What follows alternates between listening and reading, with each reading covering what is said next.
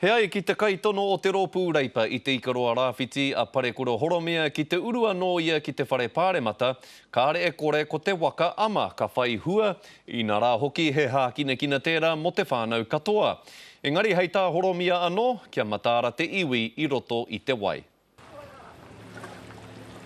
Ko tēnei te hākinakina, e kaha whakatipu ana ki Aotearoa, waka ama. O e tino tautoko e mohi atu au mai rāno. Tēnei anō te wāhi e tai whakawhiti te whānau, e kare utu.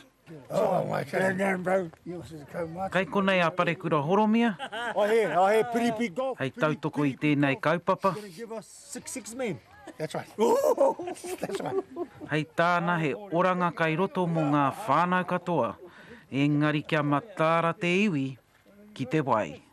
Te wā e tamariki atu au, e nui atu te wā e tai atu i te awa, peka ana, kaukau ana, mai rāno. Haere atu i te takatai mōna, kaukau ana. Te nui o ngā tamariki, e haere atu rātau ki te wāhi o tauwi, hei mau whakaaro mō te ahu o te kaukau. Ko atu i te 3,000 tāngata i tai atu ki te whakataetai nui o tēnei tau ki Karapiro.